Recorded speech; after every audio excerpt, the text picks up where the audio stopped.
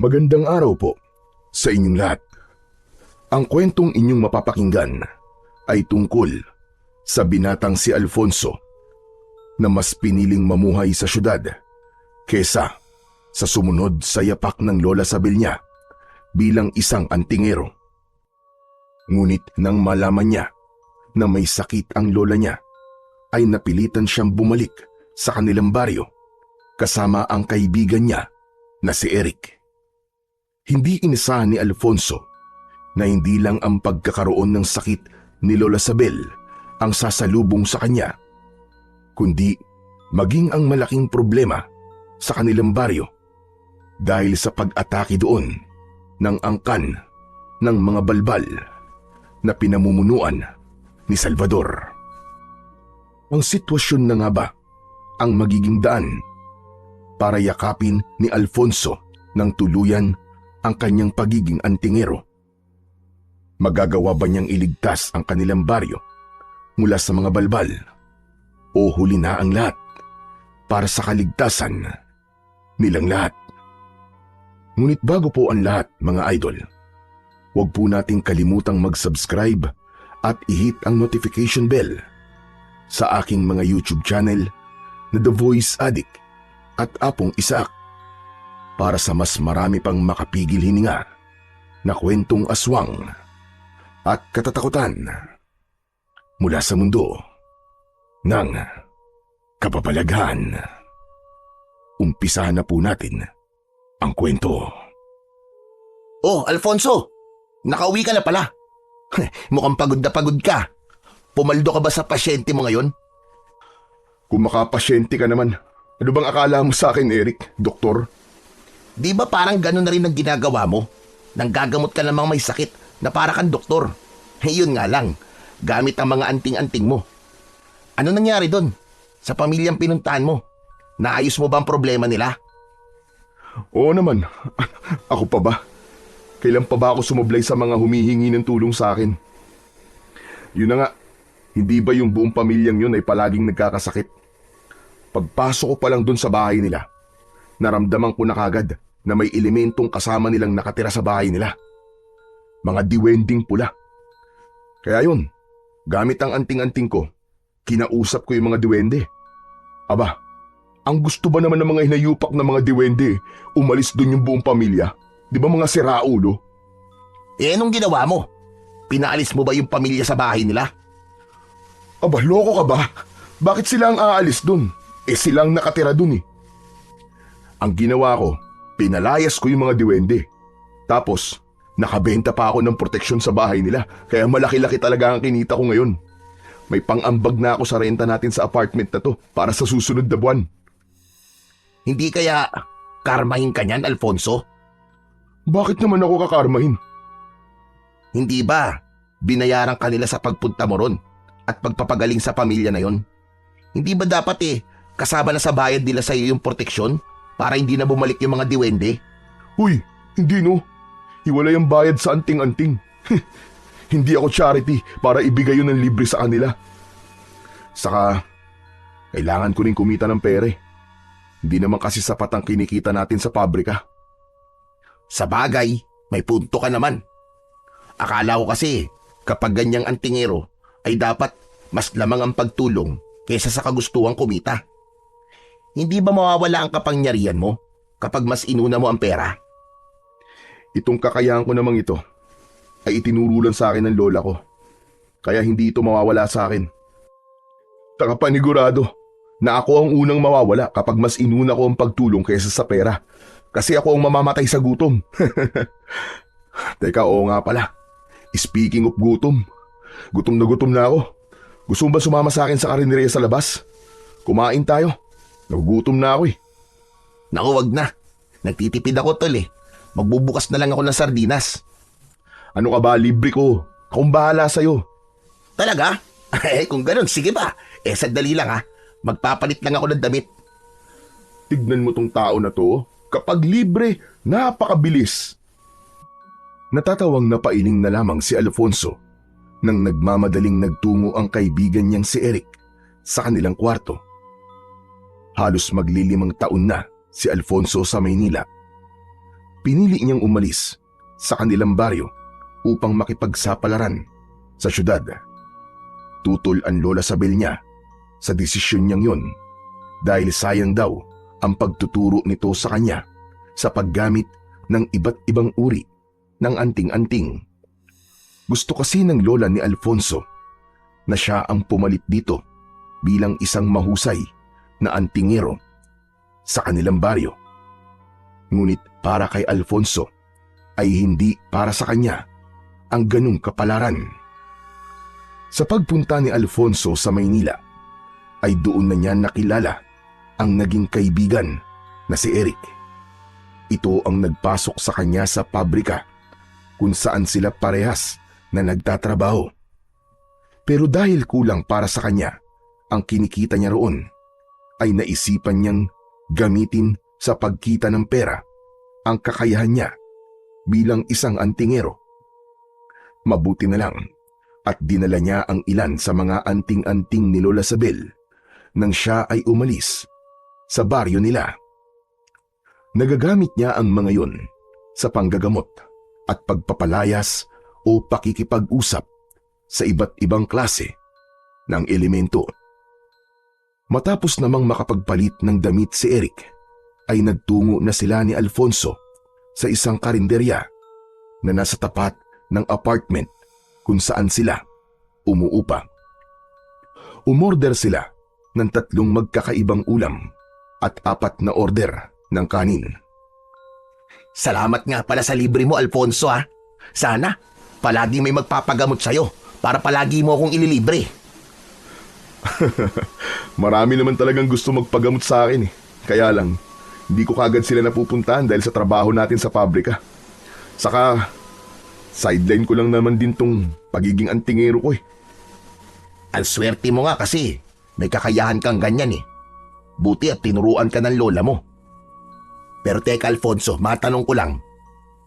Kailan ka ba huling umuwi sa probinsya nyo? Simula nang umalis ako doon, Eric, hindi pa ako ulit nakakauwi. Ayoko kasing umuwi ron at baka pigilan ako ni Lola Sabel na bumalik dito eh. Hindi ba nasabi ko na sa'yo na ayaw niya na magpunta ako rito sa Maynila kasi ang gusto niya, sumunod ako sa yapak niya. Para ka na rin namang sumusunod sa yapak niya, di ba? Kasi ginagamit mo ang pagiging antingero mo rito sa Maynila. Iba kasi ang gusto ni Lola Sabel eh. Gusto niya na ialay ko ang buhay ko sa pagtulong sa mga tao sa baryo namin. Alam mo yun, yung kapag merong may sakit ay kailangan gamutin nang hindi ako umaasa na babayaran ako. Kapag may aswang, kailangan kong harapin o kaya labanan. At wala rin akong bayad na makukuha dun ha. Paano naman ako mabubuhay ng ganong setup, di ba? Isipin mo nga. Teka. Aswang?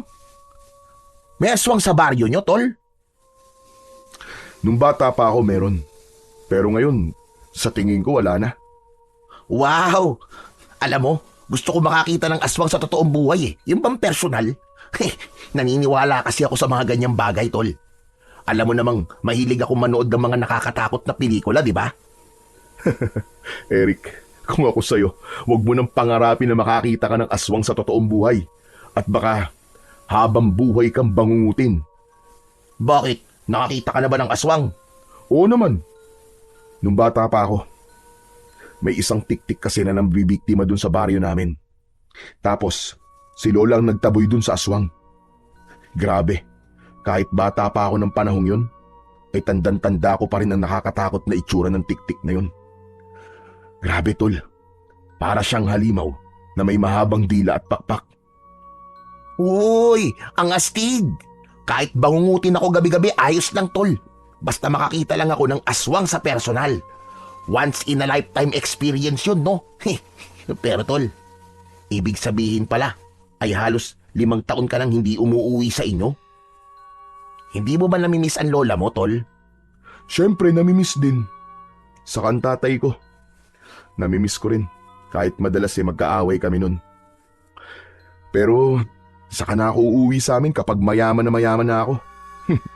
Ang gusto ko kasi kapag umuwi ako ron, ay may sarili na akong sasakyan. Tapos, pagtitinginan ako ng lahat ng mga tao sa amin. Grabe, Sumobra ka naman yata sa yabang, tol. Kung meron ka namang ipagyayabang, di ipagyabang mo na, di ba? Sa bagay. Pero paano ka naman yayaman yan? Hindi ka yayaman sa pagtatrabaho sa pabrika. Kaya nga nag-iipon ako ng pera na pang-asikaso sa pagtatrabaho ko sa abroad. Doon, siguradong makakaipon ako ng malaking halaga at yayaman ako. Tama ka. Wala talagang pag-asenso sa mga kagaya natin dito sa Pilipinas. Kailangan mo talagang mangibang bansa at matutong magtipid sa pera. Siyempre, kailangan mo ring mag-ipon. Hindi na nagsalita si Alfonso at itinuon na lamang niya ang kanyang atensyon sa pagkain. Ngunit habang kumakain siya, ay hindi niya naiwasang maalala ang kanyang lola Sabel at ang tatay niyang si Ruel. Sa dalawa ay mas malapit siya sa lola niya. Masyado kasing istrikto ang tatay niya, kaya lumaki siya na malayo ang loob dito. Madalas pa silang magkaaway noon at nagkakasagutan. Isa rin yun sa dahilan kung bakit ninais niyang makaalis sa lugar nila. Alam niya na ang paglayo sa pamilya niya ay isang malaking hakbang upang matuto siyang tumayo sa sarili niyang mga paa nang walang nagsasabi kung ano ang mga dapat o hindi niya dapat gawin. Kinabukasan ay maagang nagising sina Alfonso at Eric para pumasok sa pabrika. Pagdating nila sa pabrika ay agad silang nagsimulang magtrabaho. Magkaiba ng pwesto ang dalawa, kaya tuwing break time lamang sila nagkikita sa kantin. Nang sumapit ang break time, ay nagpunta si Alfonso sa kantin at nakita niya si Eric na mag-isang kumakain sa lamesang nasa sulok. Napansin niya na tila hindi maganda ang timpla ng kanyang kaibigan. Matapos umorder ng pagkain, ay nilapitan ni Alfonso si Eric. Umupo siya sa harapan nito. Oh, ano nangyari? Bakit ang haba-haba ng uso mo kanina pa? Paano? Nakakabwisit. Yung supervisor natin na si Warren, palagi na lang akong pinag-iinitan. Kahit wala naman akong ginagawang mali, ay panay ang sigaw sa akin. Palibasa, hindi siya sinagot ng nililigawan niya dati kasi sa akin may gusto eh. Hanggang ngayon ay hindi pa rin makamove on na si Raulo. Pabayaan mo na lang si Sir Warren. Kilala mo naman yun eh. Medyo tumatanda na at napipressure na magkaroon ng asawa. Kaya palaging mainitin ang ulo. Hindi. Sa akin lang naman siya palaging galit eh. Masyado siyang namimersonal. Alam mo tol, sa totoo lang, matagal ko nang gustong mag-resign dito eh. Dahil sa Warren na yun. Ano bang akala niya? Hindi ako makakahanap ng ibang trabaho. Aba, ibahin niya ako. Hoy, wag mong gagawin yan ha. Paano na ako rito kapag nag-resign ka? Ikaw na nga lang ang kaibigan ko rito tapos mawawala ka pa. Pagtiisan mo na lang yung tao. Anong tiis-tiis? Ang tagal ko na kayang nagtitiis sa kanya. Habaan mo na lang ang pasensya mo, tol. Ubus na ka mo ang pasensya ko sa kanya. Power tripping ang ginagawa niya sa akin eh. Tol, tanong lang. Wala ka bang anting-anting o ritual na alam para bumait sa akin yung Warren na yon? Yung tipong kahit pa ako ay didilaan niya? Hoy, huwag kang maingay. Baka mamaya may makarinig sa'yo eh. Baka isipin pa nila mangkukulam ako eh. Saka wala akong ganung kakayahan. Ang alam ko lang ay manggamot ng mga may sakit at magpalayas ng mga elemento. Basta. Magre-resign na talaga ako. Hindi ko na kaya ang kasamaan ng ugali ng Warren na yun. Siraulo siya. Napapangiting na pailing na lang si Alfonso sa huling sinabi ni Eric. Hindi niya sineryoso ang sinabi ng kaibigan na magre-resign na ito dahil alam niya na hindi ito pwedeng mawalan ng trabaho dahil buwan-buwan itong nagpapadala ng pera sa pamilya nito na nasa probinsya. Ngunit nagkamali si Alfonso sa akala na hindi seryoso si Eric sa sinabi nito na magre-resign na ito sa trabaho. Dahil ng sumunod na araw ay hindi na ito bumangon sa pagkakahiga. Hoy Eric, tumayo ka na dyan at mag-aasikaso pa tayo sa pagpasok sa trabaho. Hindi na, ayoko nang pumasok sa pabrika. Di ba sabi ko sa'yo magre-resign na ako? Ano? Aba, seryoso ka ba dyan? Seryoso ako, tol. Ayoko nang makita ang pagmumukha ng Warren na yon. At baka magdilim lang ang paningin ko kung ano pang magawa ko sa kanya. Ayoko maging kriminal nang dahil sa taong yon. Pambihira. Akala ko nagbibiro ka lang. Paano kung magre-resign ka? Paano ang pagpapadala mo ng pera sa pamilya mo? May ipon naman ako Yun na lang muna ang gagamitin ko sa pagpapadala at paghahanap ng panibagong trabaho. Anak ka talaga ng nanay mo. Di nawalan ako ng kaibigan sa pabrika. Hayaan mo na. Magkikita pa rin naman tayo dito sa apartment Kahit na. Iba pa rin kapag may kaibigan ka sa trabaho. Saka talagang ngayon ka na magre-resign? Di ahol na ang labas mo niyan. Wala kang makukuhang back pay. Sayang din yun, tol. Sus, magkano lang naman din ang makukuha kong back pay. Ibigay na lang nila kay Warren at baka matuwa pa yung siraulong yun. Sige, ikaw ang bahala. Hindi na kita pipilitin na huwag mag-resign kasi mukhang desidido ka ni. O siya, ikaw na munang bahala dito sa apartment at mag-aasikaso na ako pagpasok. Malungkot si Alfonso sa pagre-resign na ginawa ni Eric, kaya wala na siyang kaibigan sa trabaho. Pero alam niya na wala siyang magagawa para magbago pa ang desisyon ng kaibigan niya.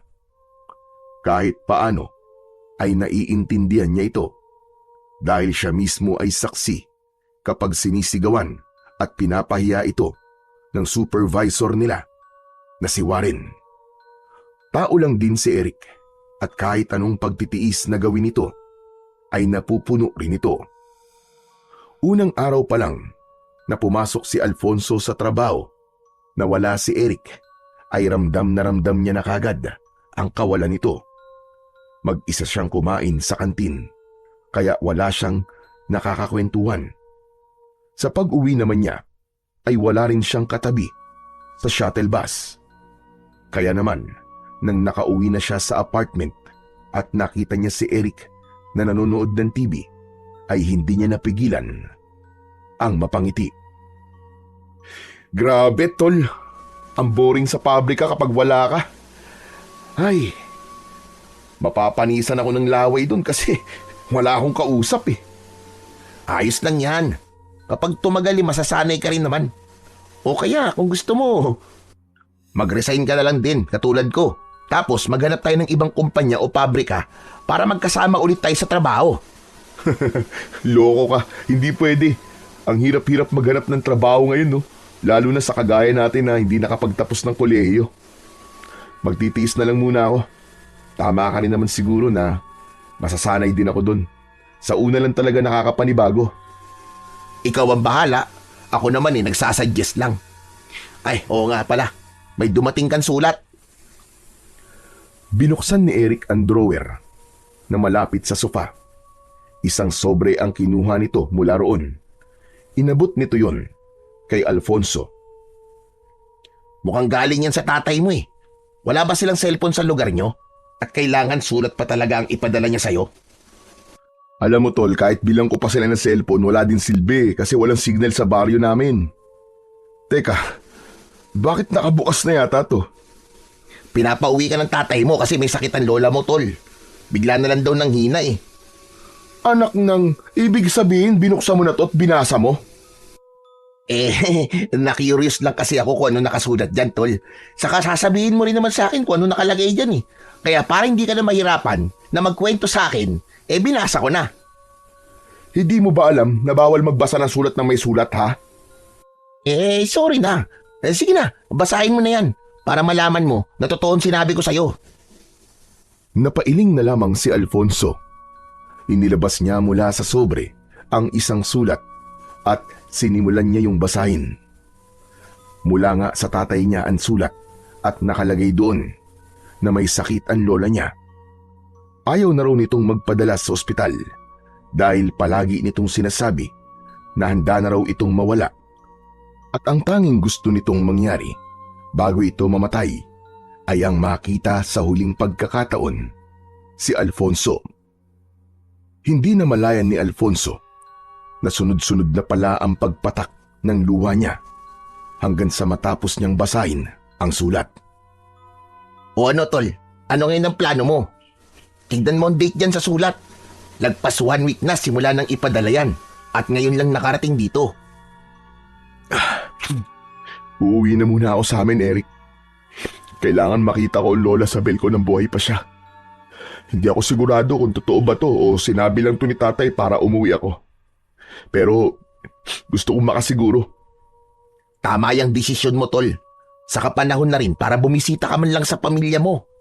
Simula kasi nang pumunta ka rito sa Maynila ay hindi ka na umuwi sa inyo, di ba? Tumango si Alfonso at pinunasan niya ang kanyang luha gamit ang sarili niyang palad. Doon niya naramdaman kung gaano niya nakamiss ang kanyang pamilya, lalo na ang lola Sabel niya. Napagtanto niya na panahon na talaga para umuwi siya sa kanilang baryo bago pa mahuli ang lahat. Hindi na nagsayang ng panahon si Alfonso at inasikaso na kagad niya ang lahat para makapag-leave siya ng 2 linggo sa trabaho. Naintindihan naman ng management ng pabrika ang sitwasyon niya, kaya mabilis na naaprubahan ang kanyang leave. Matapos yun, ay ipinaalam na niya kay Eric kung kailan siya aalis. Sa araw ng pag-alis ni Alfonso, ay mas lalo siyang kinabahan dahil sa maaari niyang madatnan sa bahay nila. Matapos niyang mag-empake, ay binuhat na niya ang isang traveling bag. Paglabas niya ng kwarto, ay nagtaka siya nang makitang nakabihis din si Eric at may bag na nakasukbit sa likod nito. Oh, aalis ka rin ba? Alam ko na. Siguro uuwi ka rin sa probinsya nyo, no? Kasi naiinip ka dito sa apartment. Hindi mo kaya mag-isa dito, no? Tama ka tol. Aalis din ako, papunta sa probinsya. Pero hindi sa probinsya namin, kundi sa probinsya nyo. Ha? Ano? Teka, hindi kita maintindihan eh. Ang hina mo naman, Alfonso. Ibig sabihin, sasama ako sa'yo. At bakit ka naman sasama sa akin? Ano naman gagawin mo ron?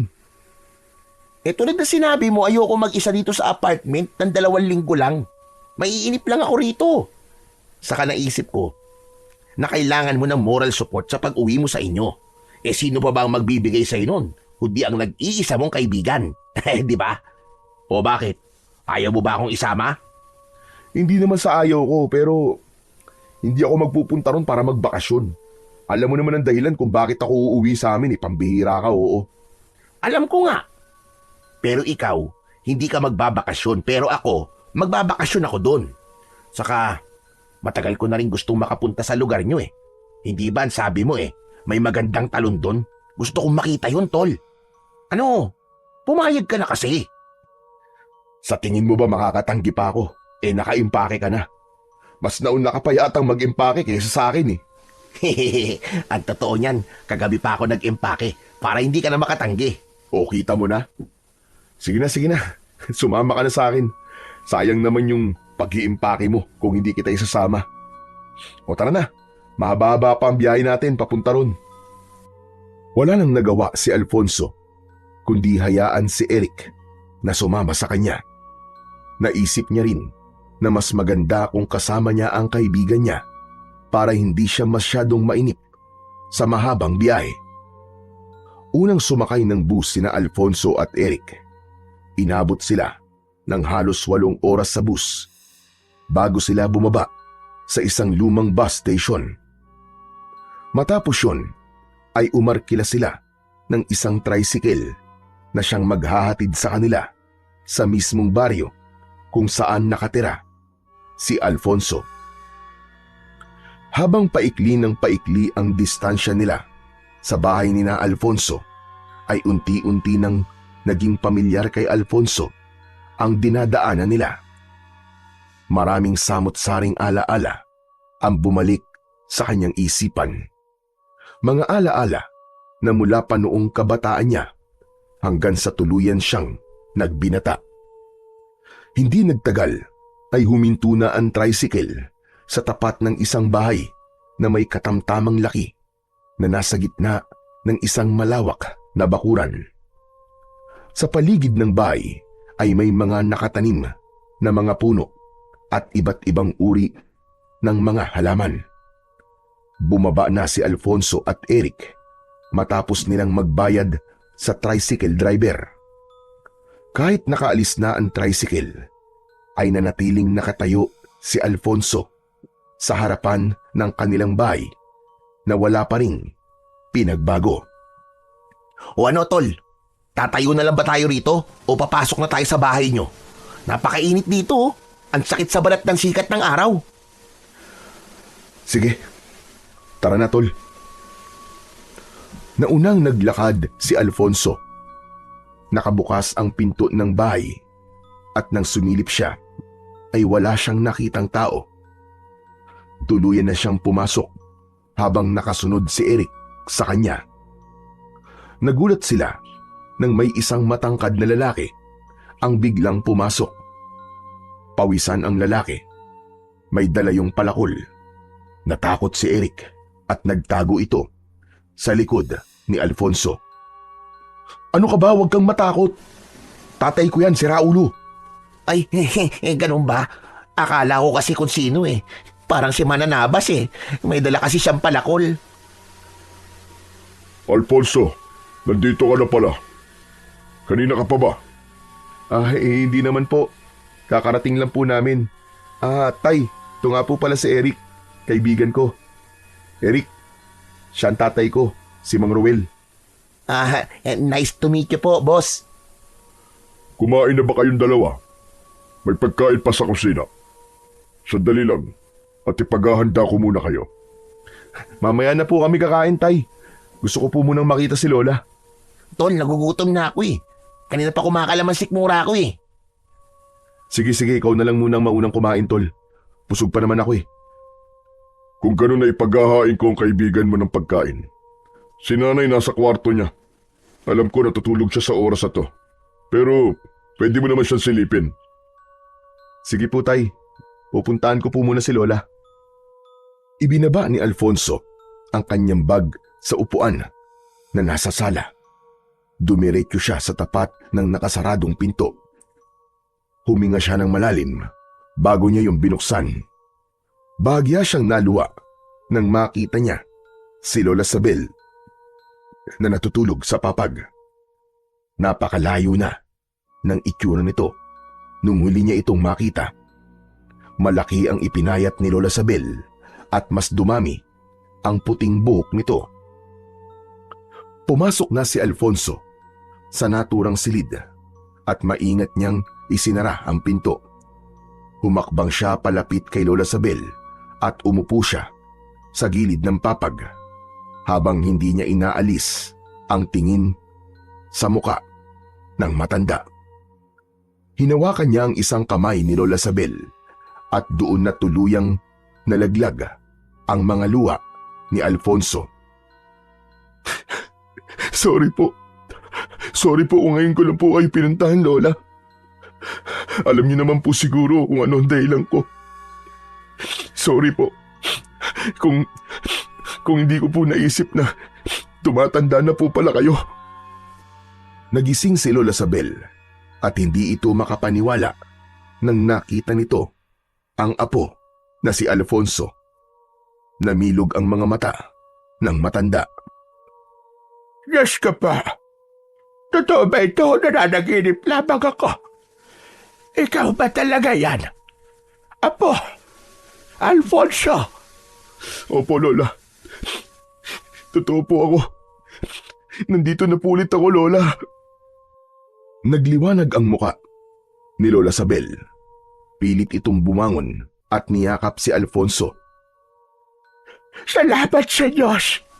At inabutan mo pa ako ng buhay mo. Sobrang miss na kita.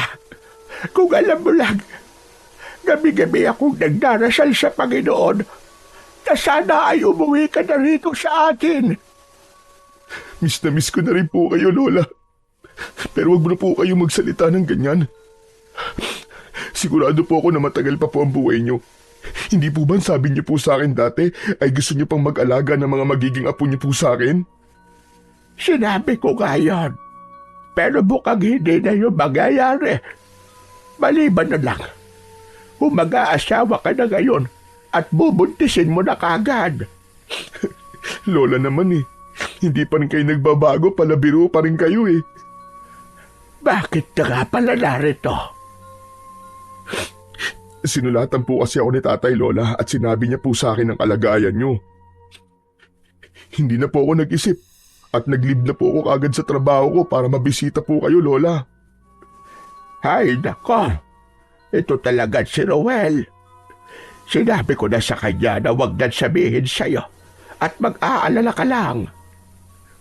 Mas mabuti nga po na nalaman ko, Lola eh. Eh Lola, ano po ba nangyari sa inyo?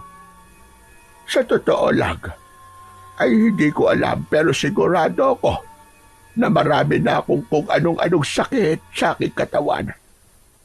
Alam mo na, dulot ng sobrang katandaan. Kaya hindi na ako nagtataka. Lola, totoo po ba na ayaw niyo po magpadala sa ospital? Oo, apo. Ayoko sa ospital. Pakiramdam ko ay mas lalong mapapadali ang buhay ko roon. Pero Lola, mas maganda po doon kung matitignan po kayo ng mga doktor. Para malaman po natin kung ano po ba talaga ang sakit niyo at kung ano pong gamutan ang kailangan gawin sa inyo, Lola. Kung iniisip niyo naman po ang pambayad ay huwag po kayo mag-alala.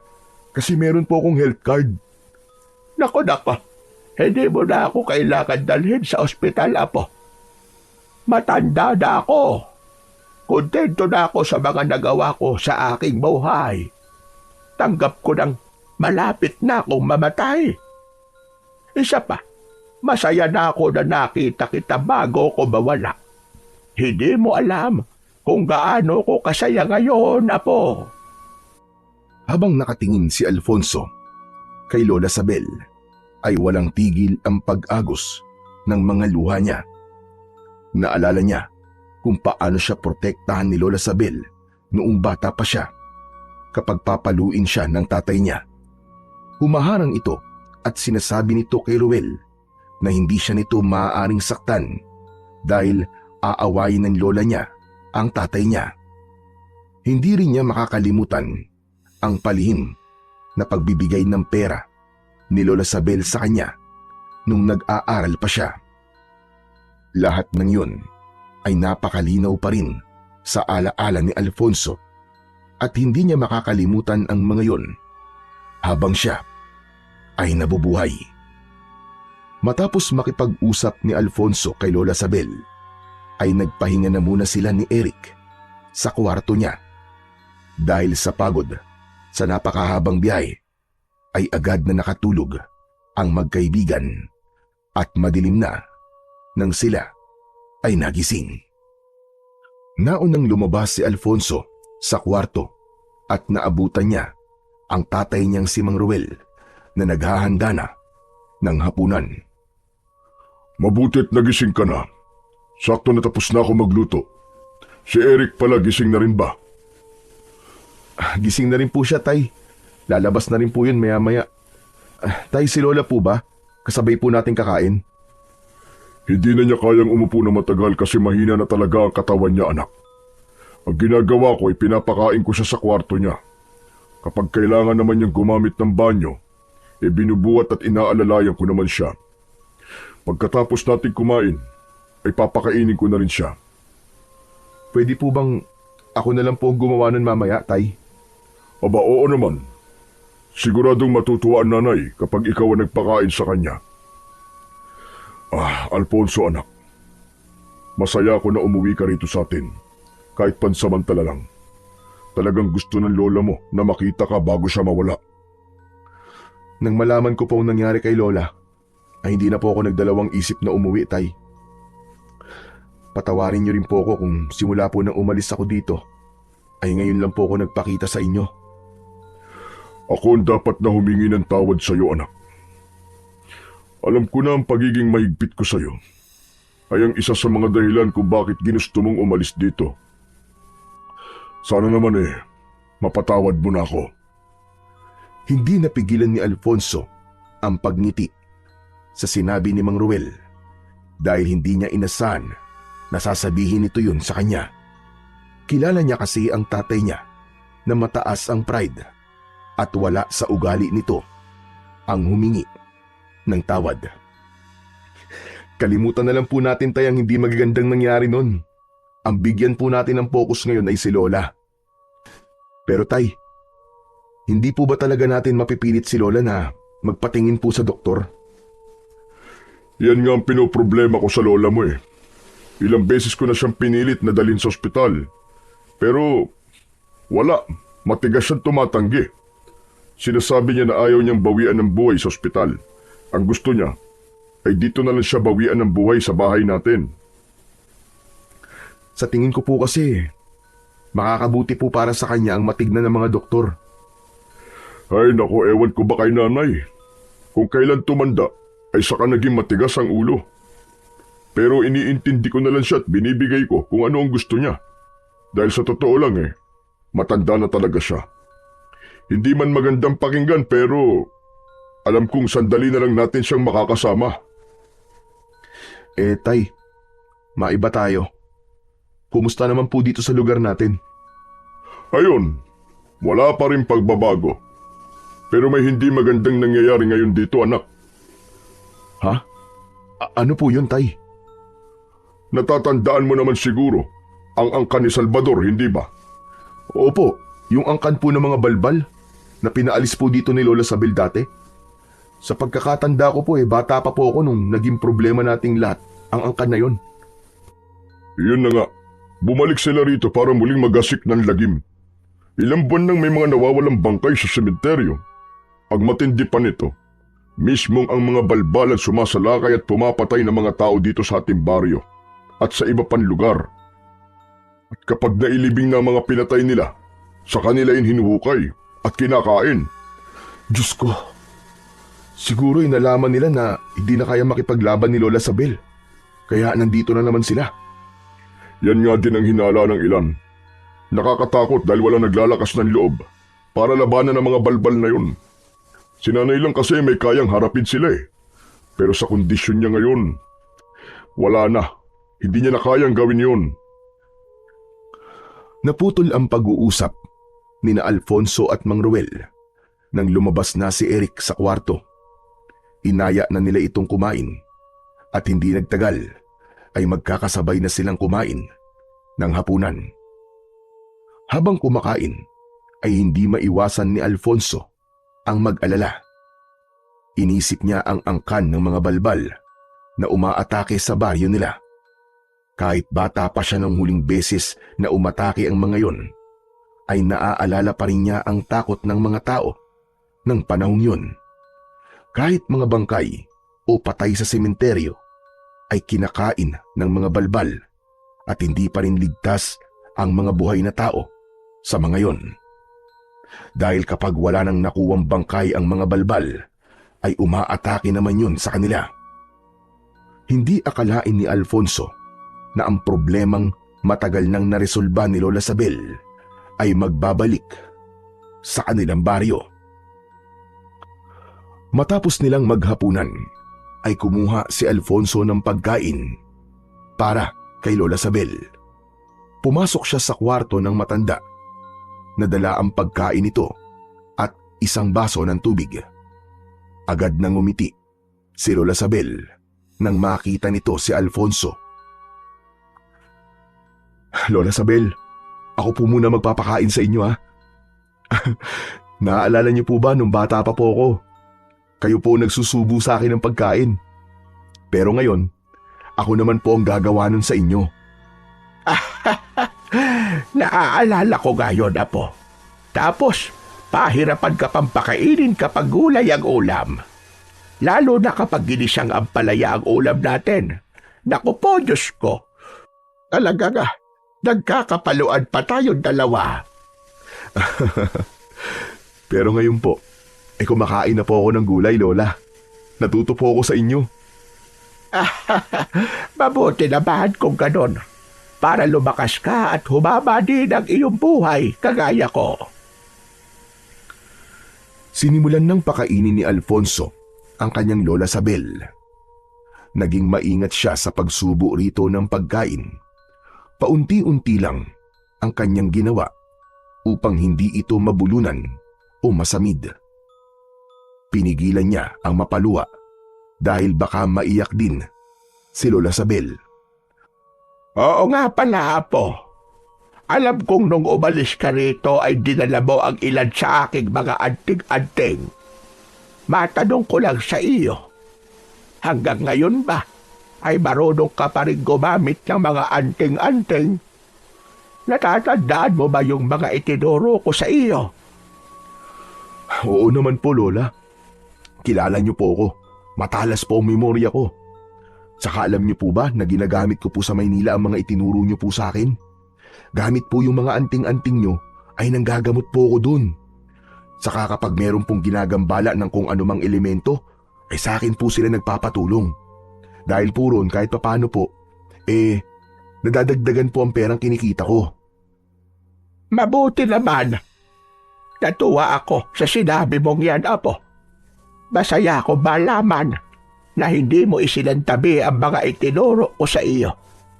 Hanggang ngayon pala ay nasa iyo pa rin ang pagiging antingero mo, Apo.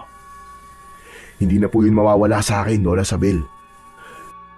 Yun po ang pamana niyo sa akin na habang buhay ko pong dadalin at magpapasalamat po ko kasi itinuro niyo po sa akin ang mga kaalaman niyo.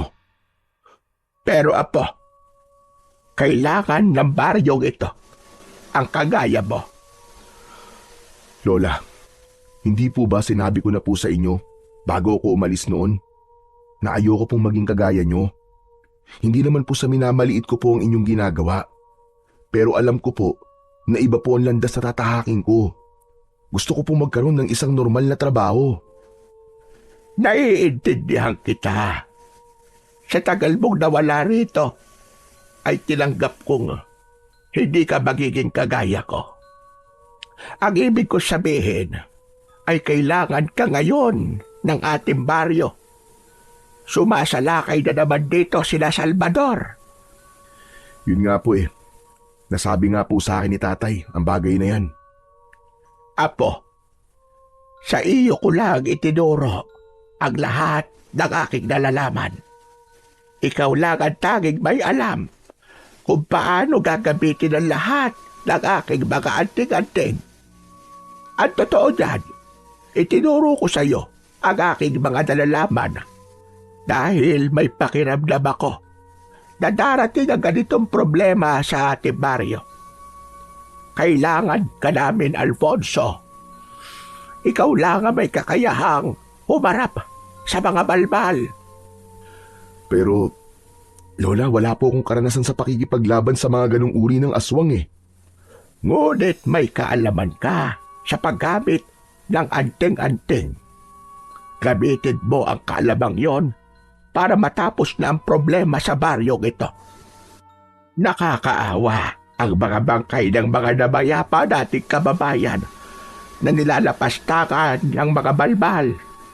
Gusto mo bang kapag ako naman ang namatay, ay kakainin din ng mga balbal ang aking katawan? Aba, hindi po. Hindi po ako papayag na gawin nila yun sa inyo, Lola. Saka, Lola, hindi pa po kayo mamamatay. Malakas po ang aking kutob na mahaba pa po ang buhay niyo. Hindi rin natin masasabi ang mga pwedeng mangyari. Sa susunod na mga araw, maaaring bukas o makalawa ay mababaalam na ako. Kaya wala akong ibang hiling, kundi ang harapin mo at ubusin mo ang angkan ng mga balbal. Hindi lang para sa ating pamilya, Apo, kundi para sa ating baryo. Nakikiusap ako sa iyo, Apo. Iligtas mo kaming lahat. Pag-iisipan ko po ang gusto niyong gawin ko, Lola. Sa ngayon po, hindi ko pa po kayang magdesisyon tungkol po sa bagay na yan. Pasensya na po kayo. Pakinggan mo ang sinasabi nito, Apo. ang sinasabi ng puso mo at yan ang sundin mo. Hindi ka magkakamali. Maniwala ka sa akin. Matamis na ngumiti si Lola Sabel kay Alfonso. Gumanti naman siya ng ngiti sa matanda at tinapos na niya ang pagpapakain dito. Pagkatapos kumain ni Lola Sabel, ay pinainom naman ito ng gamot ni Mang Ruel. Habang si Alfonso ay lumabas ng bahay, tumayo siya sa tabi ng puno at doon siya nanigarilyo. Nakakailang buga pa lang siya nang lumapit sa kanya ang kaibigang si Eric. Uy, parang ang tagal na nung huling beses kitang nakitang nagyosi ah. Saka, alam ko kapag naninigarilyo ka, ay kinakabahan ka o tensyonado ka. Teka, may problema ka ba, tol? Meron, Rick. Masaya naman ako na nakita ko ulit si Lola at si Tatay. Pero parang nagsisisi na ako na umuwi pa ako rito, tol. Aba, bakit naman? Dahil ba ron sa angkan ng mga balbal? Teka, paano mo nalaman ang tungkol dyan? Narinig ko yung pinag-uusapan nyo kanina ng tatay mo eh. Ang lakas kasi ng boses nyo kaya hanggang sa kwarto mo ay dinig na dinig ko. Ano ba yung balbal na yon? Kau talaga napaka-chismoso mo. Pero sige, sabihin ko sa'yo. Isa silang uri ng aswang na kumakain ng bangkay ng mga tao. Minsan sa sementeryo sila kumukuha kapag gutom na gutom sila. Pero mas gusto nila yung katawan ng isang tao na pinaglalamayan pa lamang. May kakayahan silang kunin ng bangkay ng pinaglalamayan tapos yung nasa kabaong ay pinapalitan nila ng katawan ng saging. Pero ang tingin ng mga tao sa katawan ng saging ay katawan pa rin ng taong namatay. Dito sa amin, pinaniniwalaan na kapag naghihinala ka na pinalitan ng balbal ng katawan ng saging, ang bangkay ay kailangan sabuyan mo agad ng asin ng bangkay para bumalik yun sa pagiging katawan ng puno ng saging. Wow! May pagka-magician pala yung mga balbal na yan, ano? Kaya nilang linlangin ang mata nating mga tao. Sinabi mo pa. Ano pala yung problemang sinasabi mo? Bakit nasabi mong nagsisisi ka na bumalik ka rito? Paano? Si Lola Sabel kasi. Gusto niya na labanan ko yung mga balbal na yun gamit ang mga anting-anting niya. Tol, hindi sa'yo akong tumulong. Mahal ko rin naman ang baryong to, sobra. Pero wala akong kasanayan sa pakikipaglaban sa mga aswang at alam kong hindi sapat ang mga anting-anting para matalo ko sila. Talagang pinipilit ako ni Lola eh. Noon kasi, napalayas na ni Lola Sabel ang angka ng mga balbal na yun. Pero hindi niya na yung kayang gawin ngayon dahil matanda na siya. Mahina na ang katawan niya. Tol, hindi mo ba naiisip? Kaya gusto ng lola mo na gawin mo yan. Dahil malaki ang tiwala niya sa'yo. Tol, isipin mo to ha. Lola mo na mismo nagsabi sa'yo na labanan mo mga balbal. Sa tingin mo ba ipapahama ka niya? Hindi naman, di ba? Ibig sabihin, sigurado siya na kaya mo matalo ang mga balbal na yun. Natigilan si Alfonso sa sinabing yun ni Eric. Nakuha niya ang punto ng kanyang kaibigan. Doon lang niya napagtanto kung gaano katindi ang kagustuhan ni Lola Sabel na maging mapayapa ng muli ang kanilang baryo. Kaya naman, unti-unti nang nagbago ang kanyang isip at tila may maliit na boses na bumubulong sa kanya na kailangan niya ng sundin ang gusto ni Lola Sabel. Bago matulog, ay pinag-isipan ni Alfonso ng gusto kung dapat ba niyang harapin ang mga balbal. Hindi pa rin siya makapagdesisyon sa kung ano ang dapat niyang gawin. Nakatulugan na lang niya ang pag-iisip nang wala pa siyang nagiging buong desisyon. Kinabukasan ng umaga, napansin ni Alfonso na tahimik ang tatay niya kaya hindi niya napigilan ang mag-usisa. Tay, okay ka lang po ba? Kanina pa po kasi kayo nakatulala eh. Hindi niyo na po nagalaw yung kape niyo. Malamig na po yan. Pasensya ka na. Hindi kasi maalis-alis sa isip ko yung narinig kong kwentuhan sa panaderya nung bumili ako doon kanina ng pandesal. Narinig ko na may nabiktima na naman ang mga balbal. Ha? Sino po? Si Ninang Irene mo. Namatay kasi nung isang araw dahil sa sakit eh. Ayon sa mga taong nagkikwentuhan sa panaderya, ay pinalitan ng balbal ang katawan ng ninang mo habang nakaburol. Naisipan kasi nilang sabuyan ng asin yung katawan ng ninang mo na nasa kabaong. Tapos, ayun, biglang naging katawan na puro na saging. Hala, Diyos ko, totoo nga ang sinabi mo sa akin tungkol doon sa mga balbal, tol. Diyos ko, kinikilabutan naman ako. Hindi kaya dapat mo nang sundin ang sinabi sa'yo ni Lola Sabel, tol? Ano sabi sa'yo ng lola mo, Alfonso? Hindi ko pa yata yan alam. Tay, gusto po kasi ni Lola na harapin at labanan ko po yung mga balbal na nandito sa ating baryo ngayon. Ang sabi po niya, ako lang daw po may kakayahan na gawin yun. Kung ayaw mo, ay huwag mong pilitin ang sarili mo. Mahirap gawin ang isang bagay kung hindi ito bukal sa iyong kalooban. Dahil paniguradong hindi ka magtatagumpay sa kung ano ang gagawin mo. Naiintindihan ko kung hindi mo gagawin ang gusto ng lola mo. Dahil hindi ka naman niya sinanay para makipaglaban sa mga aswang, hindi ba? Hindi pa naman po ako tuluyan tumatanggi sa request po ni Lola Sabel sa akin. Hanggang ngayon po tay, pinag-iisipan ko pa rin kung ano po ang magiging desisyon ko. Nako, Mang Roel, ang sabi ko nga po dyan sa anak nyo ay pumayag na po siya. Hindi naman po kasi yun sasabihin sa kanya ni Lola Sabel kung alam po ni Lola Sabel na hindi kaya ni Alfonso na labanan ng mga balbal, hindi po ba? Tama ka naman sa sinabi mo, Eric. Pero na kay Alfonso pa rin ang huling desisyon. At kung anong magiging desisyon mo, Alfonso, ay igagalang ko at susuportahan ko. Maraming salamat po tay. Huwag po kayo mag-alala kasi pinag-iisipan ko pong mabuti ang bagay na yan. Nang sandaling yon ay si Alfonso naman ang biglang tumahimik. Patuloy pa rin niyang pinag-iisipan kung kaya ba talaga niyang harapin ang mga balbal na nanggugulo sa kanilang baryo. Matapos mag-almusal ay nagdesisyon si Alfonso na magpunta sa bahay ng kanyang ninang Irene. Sa lahat ng ninang niya ay ito ang pinakamalapit sa kanya. Nung bata pa siya, walang Paskong lumipas na hindi siya nito binigyan ng regalo. Kaya masakit din para sa kanya ang pagpanaw nito. Malapit na siya sa bahay ng ninang niya nang may tumapik sa balikat niya. Nagulat si Alfonso at ang unang pumasok sa utak niya ay ang ipagtanggol ang kanyang sarili. Mabilis niyang hinawakan ang kamay na nakapatong sa balikat niya. Humarap siya at pinilipit niya ang braso ng taong yun. Nagulat siya nang malaman na si Eric lang pala yun. Agad naman niya itong pinakawalan.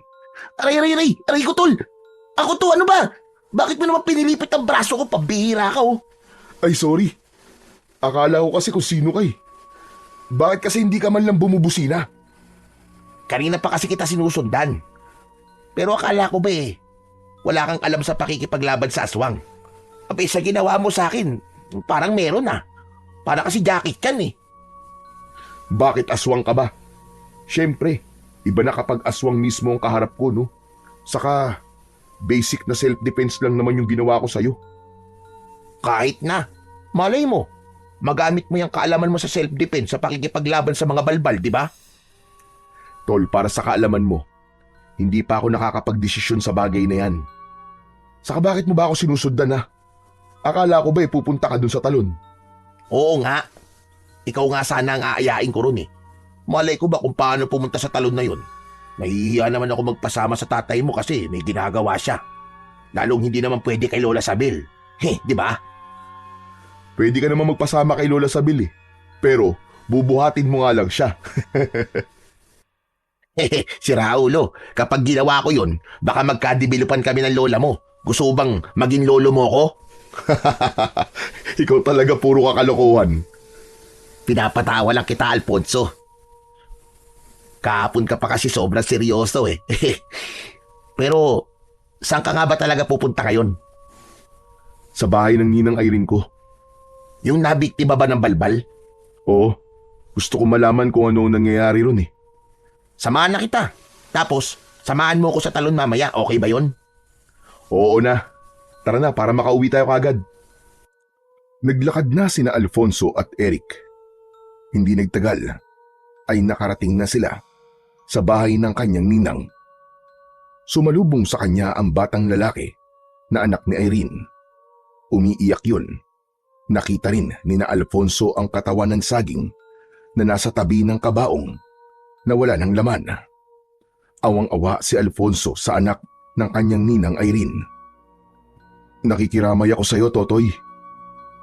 Kuya Alfonso, si nanay, kinuha po ng mga balbal ang katawan ni nanay. Tapos, pinalitan po nila ng puno ng saging. Ikinalulungkot ko ang nangyari sa nanay mo, Totoy. Kuya, kaya ka pa bumalik dito ay dahil lalabanan mo yung mga balbal na yun?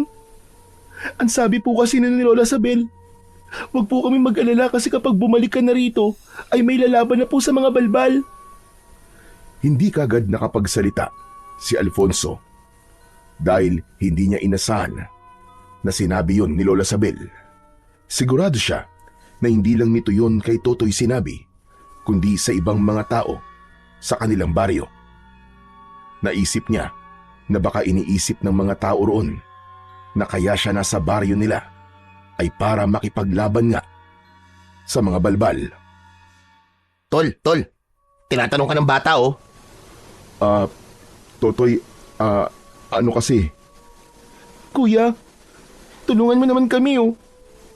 Ibalik mo ang katawan dito ni nanay sa amin. Hindi po namin kayang ilibing ang puno ng saging na yun. Kasi alam po namin hindi yun si nanay. Si tatay po kasi hindi na po makausap. Nakatulala lang po siya. Parang awa mo na, Kuya Alfonso. Tulungan mo po kami. Lumambot ang puso ni Alfonso sa sinabing yun ni Totoy. Masyado pa itong bata para maranasan ang ganong katindi na kalungkutan. Hanggang sa ginulo niya ang buhok ng bata. Huwag kang mag-alala, Totoy. Tutulungan ko kayo. Gagawin ko ang lahat para maibalik ang katawan ng nanay mo, pangako. Kahit paano ay nagliwanag ang muka ng batang si Totoy sa sinabi ni Alfonso. Mahigpit siya nitong niyakap at nagkatinginan sila ni Eric. Kahit si Eric ay hindi makapaniwala sa naging desisyon ni Alfonso. Matapos yun ay sinamahan na ni Alfonso ang kaibigang si Eric sa talon na nasa loob ng gubat. Hinayaan niya na maligo ang kaibigan niya sa malamig na tubig habang siya naman ay nakaupo lang sa malapad na bato. Nakatingin siya sa kawalan at pinag-iisipan niya kung tama ba ang naging desisyon niyang tulungan si Totoy. Nagulat siya nang sabuyan siya ng tubig ni Eric. Natatawa itong tumabi sa kanya. Ang lalim pala nitong talon nyo. Pero mas malalim yung iniisip mo, Tol ah. Iniisip mo na ba kung paano mo tutuparin yung ipinangako mo kay Totoy? Oo, Tol. Pero sa totoo lang, napasubo lang ako eh. Naawa lang ako doon sa bata. Naramdaman ko na gusto talaga niyang maibalik ang katawan ni Ninang Irene. Ayoko namang malungkot siya kaya pumayag na ako sa gusto niya. Bata lang pala magpapatiklop sa'yo eh. Siyempre bata yun eh. Naging bata rin naman ako. At talagang masakit ang pinagdadaanan ngayon ni Totoy. Sa bagay, kahit ako, masasaktan kapag namatayan ako ng nanay. Tapos, kinuha pa ng balbal ang katawan niya. Ano ang plano mo ngayon? Paano mo babawiin sa mga balbal yung katawan ng ninang mo? Kung kagabi kinuha ng mga balbal ang katawan ni Ninang Irene, kailangan ko ng kumilos ngayon din. Kung patatagalin ko pa, ay baka kung ano nang gawin ng mga balbal na yun sa katawan ng ninang ko. Biglang tumayo si Alfonso at malalaki ang mga akbang na naglakad siya palabas ng gubat. Hinabol siya ni Eric na nagtataka sa biglang pag-alis ni Alfonso. Hoy! Grabe ka naman, Tol. Talagang iiwanan mo ko ron. Pambihira ka, oo. Hindi mo ba narinig ang sinabi ko? Kailangan ko ng kumilos kagad. Pagkarating ni Alfonso sa bahay nila, ay pumasok siya sa kwarto ni Lola Sabel. Natutulog ang matanda, kaya hindi niya na yon ginising. Binuksan niya ang isang aparador at kinuha niya mula roon ang isang kahon na gawa sa kahoy. Sa pagbukas niya ng kahon, ay tumambad sa kanya ang isang anting-anting. Isa yung kwintas na may palawit na hugis bilog. May mga nakaukit doon na mga sinaunang simbolo. Nang narinig ni Alfonso ang boses ni Lola Sabel, ay napalingon siya rito.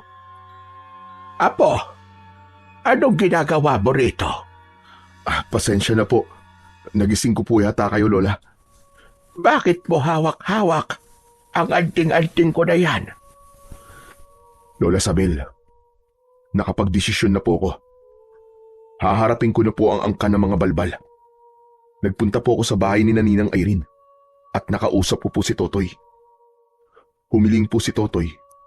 Natulungan ko po siyang bawiin sa mga balbal ang katawan ng nanay niya. Hindi ko po kayang tanggihan si Totoy, Lola Sabel. Naaawa po ako sa kanya. Salamat sa Diyos dahil nakapagdesisyon ka na. Halika rito. Lumapit ka sa akin, Apo. Sinunod ni Alfonso ang sinabi sa kanya ni Lola Sabel. Nang nasa tabi na siya ng matanda, ay kinuha nito sa kanya ang anting-anting at tinignan nito yon. Talagang alam mo kung para saan ang anting-anting na ito. Kaya ito ang kinuha mo. Napaka-importante sa akin ng bagay na ito, Alfonso. Ito ang isinusuot ko para magkaroon ako ng proteksyon sa lahat ng uri ng aswang. Kapag suot ko ito, ay nagkakaroon ako ng kakaibang lakas at tapang. Pero dahil matanda na ako at mahina, ay hindi na masyadong gumagana sa akin ang kapangyarihan nito. Kaya naisip ko na nararapat na magkaroon na ito ng bagong tagapangalaga. At ikaw yon, Apo. Pero Lola, wala po akong balak na kunin sa inyo ang anting-anting na yan. Kasi alam ko po kung gaano po yung kahalaga sa inyo. Hihiramin ko lang po yan, Lola Sabel. Hindi mo na ito kailangang hiramin.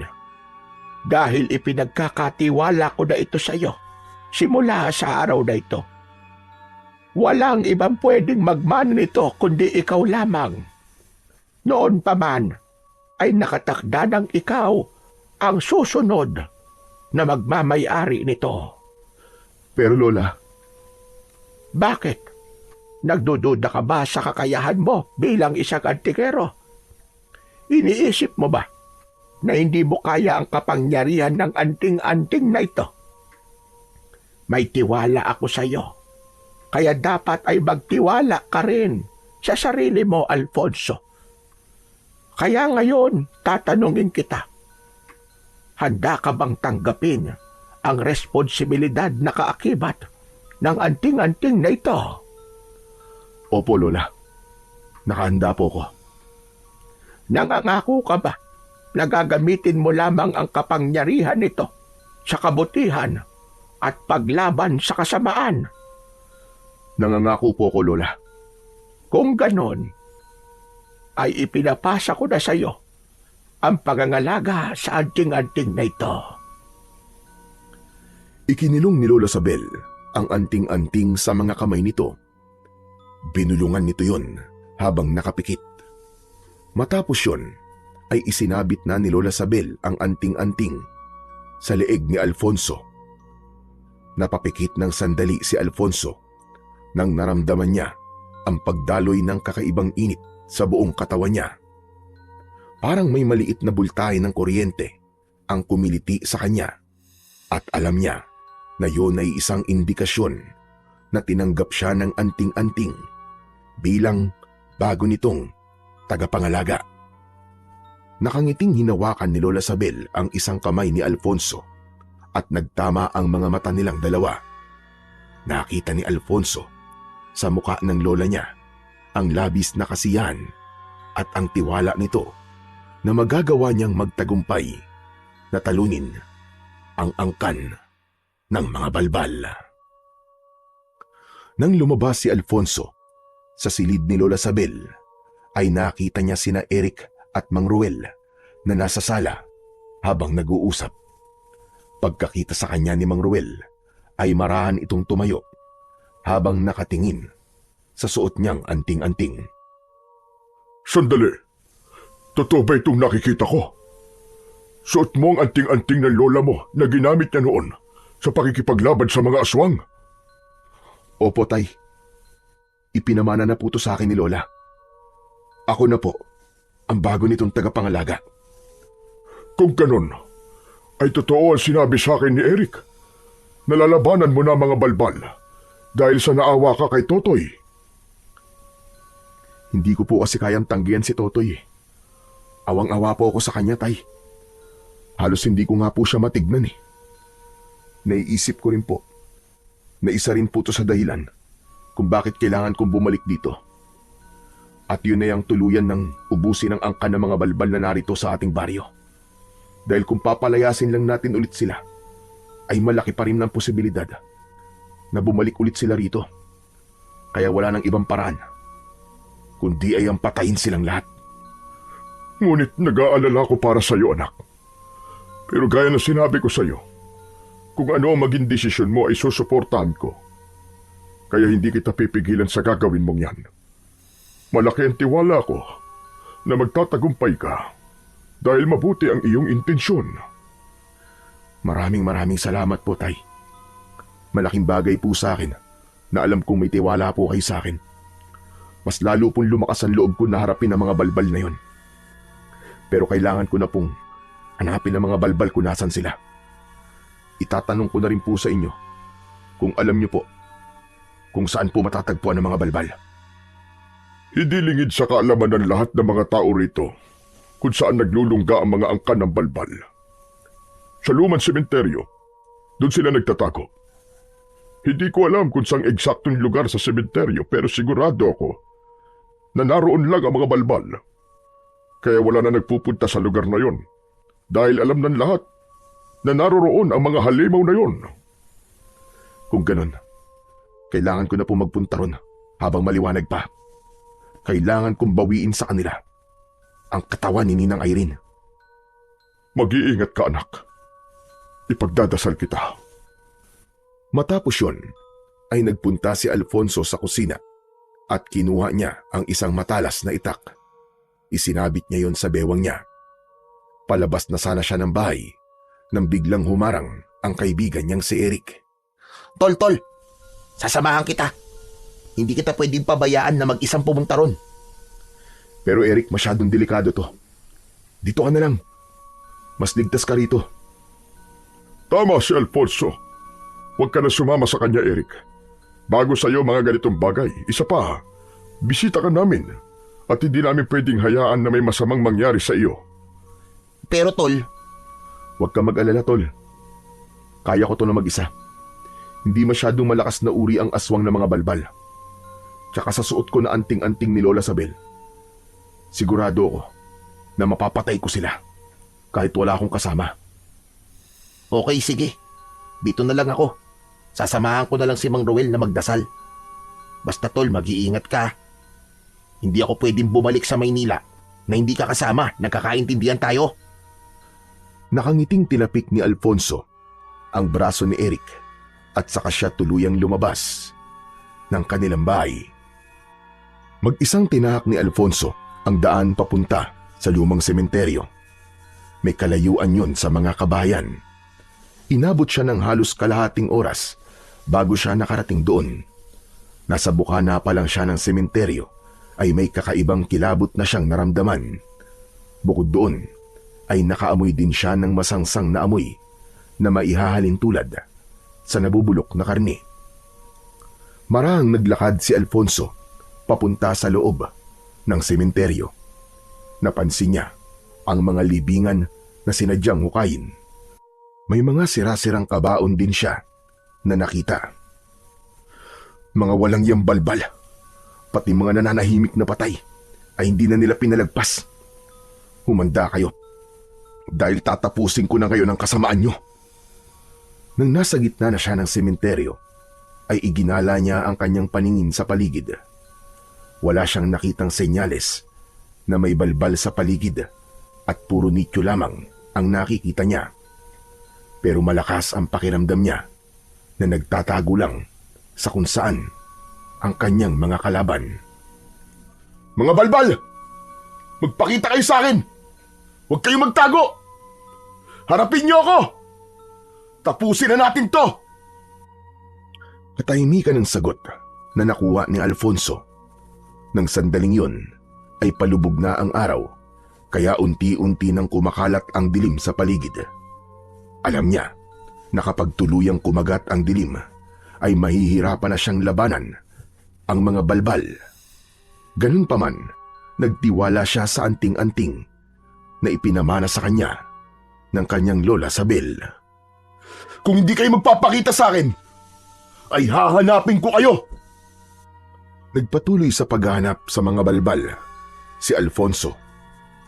Sinabi niya sa kanyang sarili na hindi siya uuwi nang hindi niya nauubos ang mga aswang na namemerwisyo sa kanilang baryo.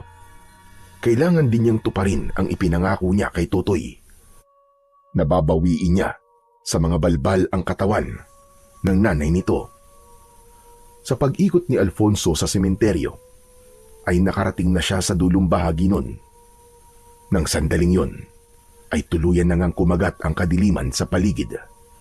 Bilog na bilog ang buwan at yun ang nagsisilbi niyang liwanag.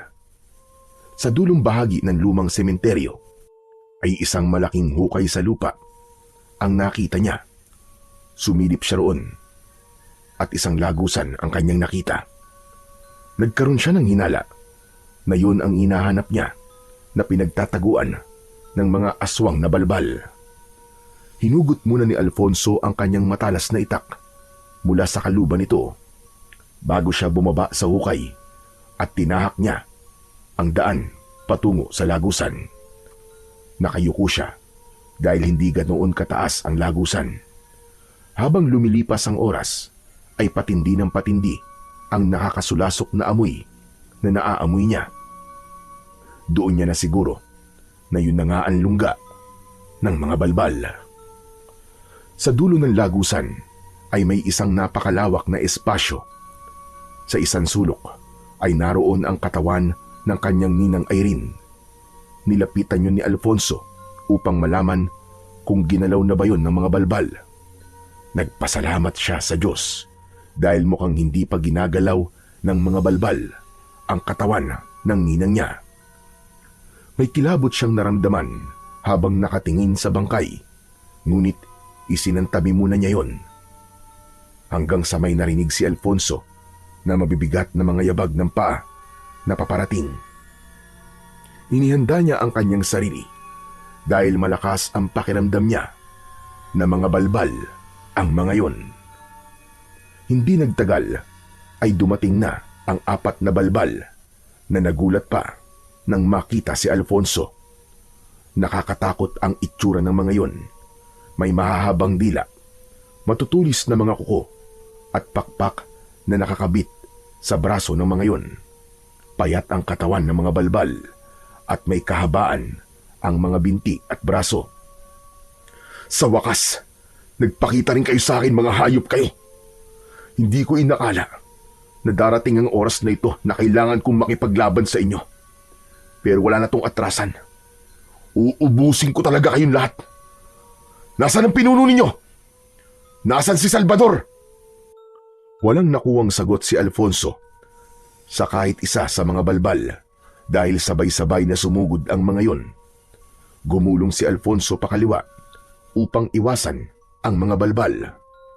Mabilis siyang tumayo at tinaga ang isang balbal sa likod. Sumirit ang dugo ng balbal kasabay ng matinis nung pagsigaw. Katapusan mo na! Para to sa mga taong pinirwisyo nyo!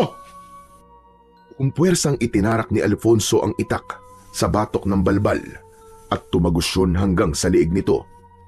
Walang buhay na bumagsak ang isang balbal habang ang natitirang 3 ay mas lalong nagalit Nagulat si Alfonso nang biglang dumating si Eric na may dalang sibat na gawa sa kawayan. Napasigaw si Eric nang makita ang mga balbal. Diyos ko po! Kay papangit na mga aswang na to! Eric, anong ginagawa mo rito? Hindi ba sabi ko sa'yo, doon ka lang sa bahay? Ang kulit mo!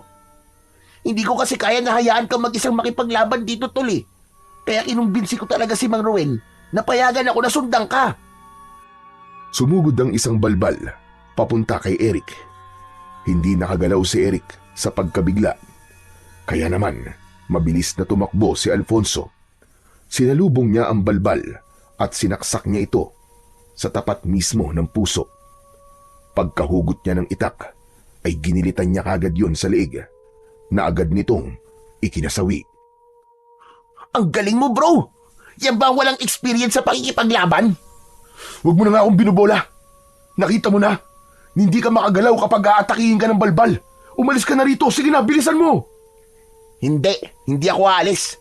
Testing pa lang yun. Ngayon na talaga ako lalaban. Malakas na sumigaw si Eric at sinugod nito ang isang balbal. Pero nang malapit na si Eric sa balbal, ay umangil ng malakas ang balbal. Tumakbo pabalik si Eric at nagtago sa likod ni Alfonso. Tol! Galit na galit siya. Kung ayaw mong umalis, ay tumabi ka na lang. Sige na, kaya ko na to. Humakbang si Alfonso palapit sa dalawang balbal. Maigpit ang hawak niya sa itak at hindi niya inaalis ang tingin sa kanyang mga kalaban. Nang sabay na sumugod ang mga balbal, ay sinalubong yun ni Alfonso. Tinaga niya sa balikat ang isa.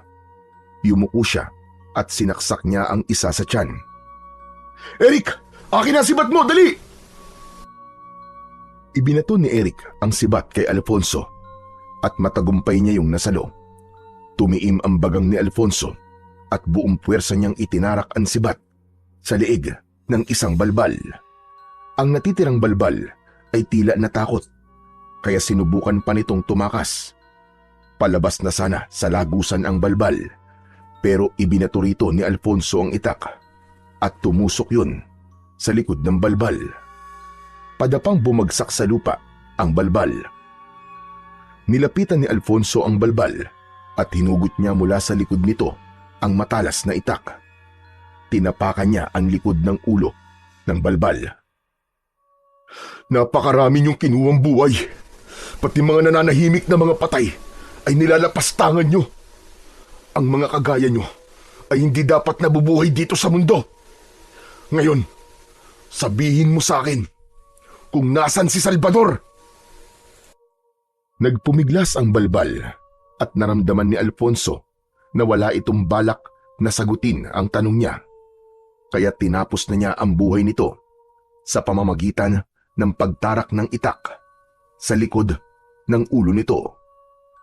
Tuwang-tuwa na lumapit si Eric kay Alfonso. Kulang na lang ay magtatatalon ito sa labis na kasiyahan. Grabe, tol! Napakaastig mo! Tingnan mo! Pinatay mo yung 4 na balbal nang ikaw lang mag-isa! Hindi ko yan magagawa kundi ko suot itong anting-anting na ipinamana sa akin ng lola Sabel ko.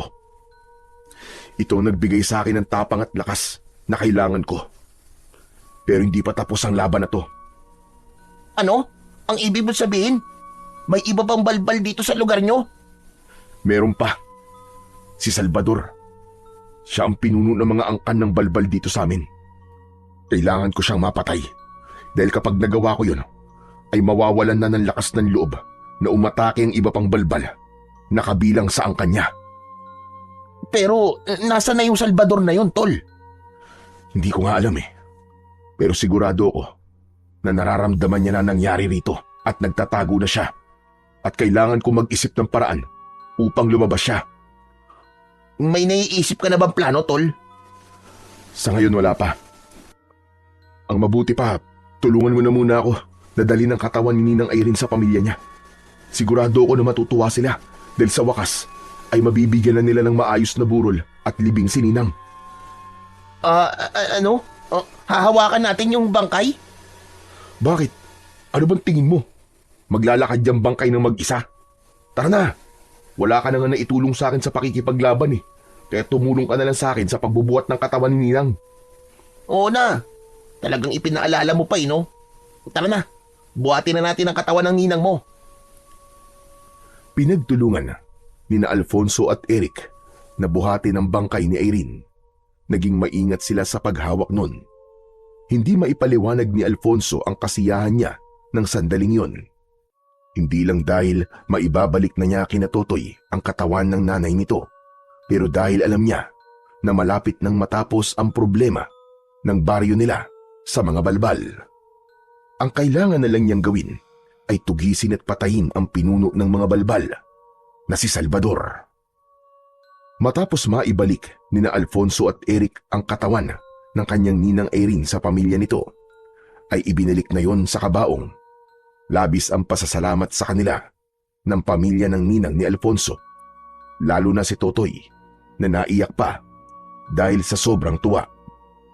Maraming salamat, kuya. Salamat kasi ibinalik mo sa amin si nanay. Hindi ba, Totoy? Nangako ko sa'yo na babawiin ko sa mga balbalang nanay mo. Ngayon, mabibigyan niyo na siya ng maayos na libing. Hindi na sila nagtagal sa bahay ni na Totoy at nagsimula na silang maglakad pauwi. Pagdating nila sa bahay, ay nagtipon-tipon sila sa kwarto ni Lola Sabel. Hindi makapaniwala sina Mang Roel at Lola Sabel nang ikwento ni Alfonso ang nangyari sa pagpunta niya sa lumang sementeryo. Sabi ko na nga ba, kaya mong labanan ng mga balbal, apo. At hindi mo na sila basta nilabanan, kundi nagawa mo pa silang patayin. Sigurado ko na matutuwa ang mga tao sa nagawa mo, Alfonso. Pinatunayan mo na kahit matagal kang nawala rito, ay may malasakit ka pa rin sa kanila. Pero, hindi pa po tapos ang problema natin. Buhay pa rin hanggang ngayon si Salvador. At hanggat buhay siya, ay makakapagparami pa rin ng mga balbal. Kailangan ko siyang patayin para mapanatag na tayong lahat. Ang problema ko lang ngayon ay kung paano ko mapapalitaw si Salvador. Sigurado ko na sa sandaling ito ay nag-iingat na siya at nagtatago. Hindi ba sabi nyo kumukuha ng patay ang mga balbal at pinapalitan nila ng puno ng saging? Meron pa bang ibang pinaglalamayan dito sa inyo? Baka dun sunod na atake si Salvador, di ba?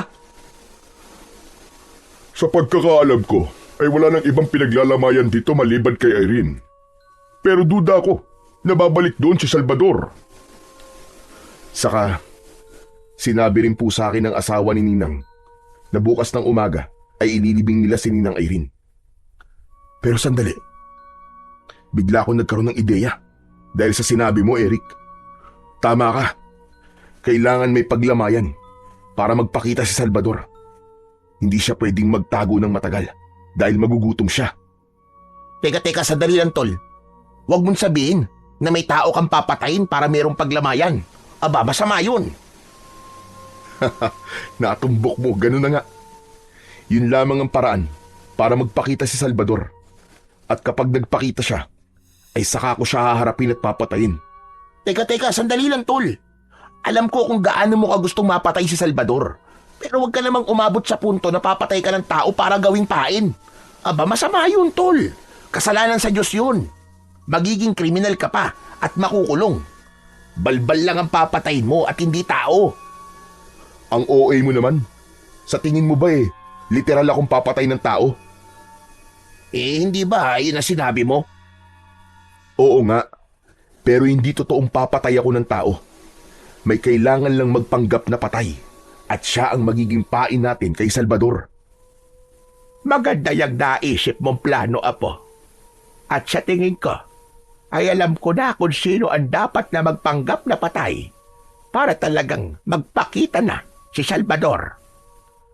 Sino po, Lola Sabel? Sino pa? Kundi ako. Nay, ano ba yung sinasabi nyo? Hindi ako pumapayag na ikaw ang dapat na ipain kay Salvador. Matanda na kayo at masyado yung delikado. Ako na lang ho. Ako na lang ang ipain nyo sa balbal na yun. Roel, alam niyo kung gaano kagalit si Salvador sa akin Dahil ako ang nagpalayas sa kanila noon dito sa baryo natin. Kung ako ang magiging pain, 100% magpapakita si Salvador. Tama si Lola. Kung hindi si Lola ang pain, ay hindi tayo makakasiguro na lilitaw si Salvador. Pero Lola, sigurado po ba kayo na kaya niyo pong gawin yun? Talagang nagduda ka pa sa kakayahan ko. Saka hindi ako natatakot kay Salvador. Gusto ko naman na kahit mahina na ako, ay may maitutulong pa rin ako sa pagliligtas sa baryong ito. Sangayon ako sa'yo, Lola. Saka ikaw ang perfect na magpapanggap na patay, Lola Sabel.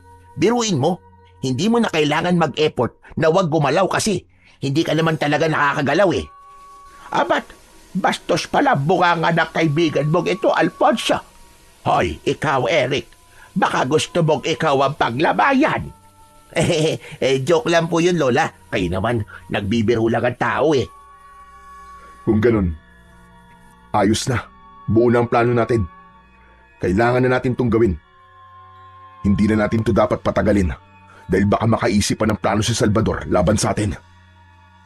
Nang sandaling yon, ay lumakas ang loob ni Alfonso dahil sa planong nabuo nila. Ipinagdasal niya sa Diyos na sana ay magtagumpay sila at yun na ang maging paraan upang matalo nila ng tuluyan si Salvador. Agad na kumilos sina Alfonso at Mang Ruel. Palihim nilang kinausap ang mga tao sa baryo nila upang ipaalam ang plano nila upang tuluyang mapatay si Salvador. Kailangan nila ang kooperasyon ng lahat upang maging kapanipaniwala ang pagpapanggap ni Lola Sabel na ito ay pinaglalamayan.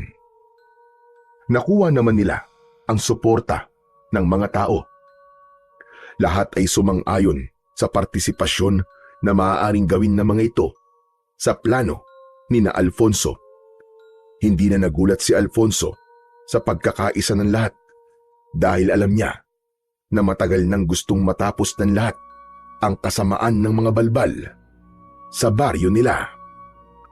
Nang sumunod na araw ay sinimulan na nila ang pagpapanggap na patay na si Lola Sabel. Nagkunwari sila na merong burol sa kanilang bahay. Kinagabihan ay inihiga nila sa kabaong si Lola Sabel. May ilang mga tao ang naroon na kunwari ay nakikipaglamay habang si Alfonso ay nasa isang tabi lang at nagmamasid sa paligid. Maya-maya pa ay lumapit si Mang Ruel sa kanya. Anak, sigurado ka ba? Nauubra tong plano natin? Kinakabahan pa rin ako eh. Sa totoo lang, Tay, hindi po ako sigurado. Pero kailangan po natin subukan. Wala tayong magagawa. Baka tama po si Lola na kung siya po magpapanggap na patay, ay magpapakita po sa atin si Salvador. Kailangan natin ito subukan. Sana nga ay maging epektibo tong plano natin. At sana rin, mapatay mo na si Salvador upang matapos na ang problema dito sa ating baryo. Sa totoo lang anak, hindi ko inaasahan na gagawin mo to eh. Ang akala ko, nung umalis ka rito sa ating baryo, ay wala ka nang pakialam sa amin. Kaya naman na magdesisyon kang labanan ng mga balbal, ay sobra talaga akong natuwa. Oo, inaamin ko. Natatakot ako sa maaaring mangyari sa iyo anak. Pero sa kabila nun, masayang masaya ako dahil nakikita namin ang malasakit mo sa baryo kung saan ka isinilang. Marami po kasi ako napagtanto. Buwat nang bumalik po ako rito, Tay. Lalo na nang nalaman ko na umaatake na naman dito ang mga balbal. Naisip ko po na kahit hindi na ako nakatira rito, ay nandito pa rin kayong dalawa ni Lola. At kailangan ko masiguro na ligtas ang lugar na ito para sa inyo. Ayoko pong pagbalik ko ng Maynila ay nag-iisip ako kung ligtas ba kayo dito o hindi. Kaya kailangan na talagang matapos sa mga balbal na yan. Natigilan si Alfonso nang may naramdaman siyang kakaiba sa paligid. Bumigat ang pakiramdam niya at kinilabutan siya ng gusto.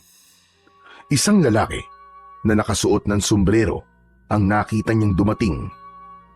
Bahagya yung nakayuko, kaya hindi niya nakikita ang mukha nun.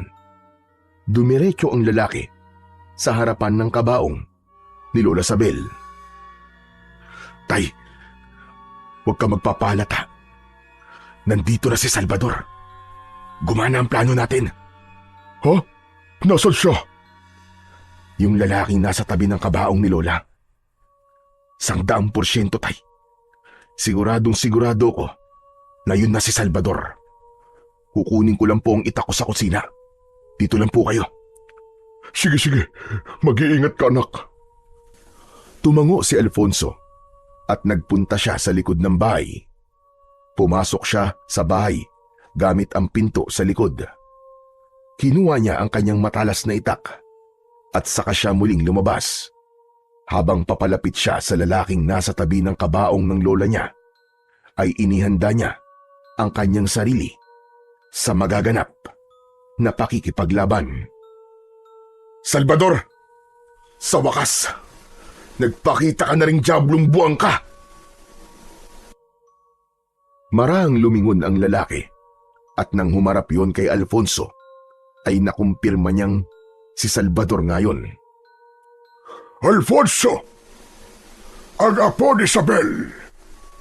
Nakikiramay ako sa pagkamatay ng iyong lola. Marahil, ayan na ang karma niya dahil sa pagpapalayas niya sa angkan namin noon. Anong sinasabi mong karma? Kung may kakarmahin man, ay ikaw yon at hindi si Lola. At anong ginagawa mo rito, ha? Alam ko na. Kukunin mo ang katawan ni Lola at papalitan mo ng puno ng saging. Wala ka na bang ibang alam gawin? At talaga bang naniniwala ka na patay na si Lola Sabel? Teka, anong ibig mo sabihin? Gunggong, hindi pa patay ang lola ko. Pinalabas lang namin na patay siya para lumitaw ka sa pinagtataguan mong animal ka. At hindi nga kami nagkamali. Tignan mo, at nandito ka na parang isang gutom na aso. Bumakas ang gulat sa muka ni Salvador. Pagharap nito sa kabaong ni Lola Sabel, ay biglang bumangon ang matandang babae at sinaksak ito direkta sa dibdib gamit ang hawak nitong patalim. Mauuna ka munang mamatay sa akin, Salvador! Mamatay ka na! Sa isang kisap mata ay nag-anyong balbal si Salvador. Natakot ang mga tao at nagsigawan ang mga yon habang tumatakbo papalayo. Kakagatin sana ni Salvador si Lola Sabel, pero mabilis na hinila ni Alfonso sa braso si Salvador. "Kung harapin mo, Salvador! Dahil ako ang tatapos sa iyo ngayong gabi!" Nilinlang niyo ko! Sisiguraduhin kong pagsisisihan niyo ang ginawa niyong ito sa akin! Tignan natin kung sino ang magsisisi sa bandang huli. Ngumisi si Alfonso at inihanda niya ang kanyang sarili sa pakikipaglaban. Mabilis na sumugod si Salvador kay Alfonso. Nang malapit na ang pinuno ng balbal sa kanya, ay bigla yung nawala sa kanyang paningin. Luminga siya sa paligid at hindi niya nakita kung nasaan ang kanyang kalaban. Anong hinahanap mo? Nandito ako! Pagtingala ni Alfonso, ay nakita niya ang aswang na balbal na mabilis na bumubulusok paibaba. Agad namang naiwasan ni Alfonso ang balbal at nang lumapat sa lupa ang mga paa nito, ay sinugod siya nito. Muntik nang tamaan si Alfonso ng matutulis na kuko ng balbal. Mabuti at nagawa niyang umatras. "Mabilis ka, pero mahina ka, Salvador. Ngayon, ako naman!" Tumakbo si Alfonso papunta kay Salvador. Malakas siyang sumigaw, sabay taga sa balikat nito. Malakas na napasigaw ang pinuno ng mga balbal na si Salvador, pero hindi pa rin ito sumuko. Sinunggaban nito si Alfonso at parehas silang natumba sa lupa. Nasa ibabaw ni Alfonso ang balbal. Lumabas ang mahaba nitong dila at pumulupot yun sa leeg ni Alfonso. Naramdaman ni Alfonso ang unti-unting paghigpit ng dila sa leeg niya. Gamit ang itak ay pinutol niya ang dila ng balbal. Tumalon ang balbal palayo habang walang tigil ang pag-agos ng dugo sa bibig nito. Mas lalong nagalit ang balbal. Lumipad yun at saka mabilis na sumugod kay Alfonso habang nakaumang ang matutulis nitong mga kuko. Hindi inalis ni Alfonso ang tingin niya sa balbal. Gamit ang itak ay sinibat niya ang balbal. Dumiretso ang itak sa bunganga ng balbal at tumagos yun sa likod ng ulo nito. Malakas na bumagsak ang balbal sa lupa. Nilapitan ni Alfonso ang balbal at maras niyang hinugot sa bibig nito ang kanyang matalas na itak. O ano? Ngayon mo sabihin sa akin, Salvador, sino ang nagsisisi sa ating dalawa? Oo nga pala, hindi ka na makakapagsalita dahil wala ka ng dila, animal ka! Unti-unting nawalan ng buhay ang mga mata ni Salvador hanggang sa huminto na rin ang paghinga nito. Nang masiguro ni Alfonso na patay na ang pinuno ng mga balbal na si Salvador, ay doon lang siya nakahinga ng maayos.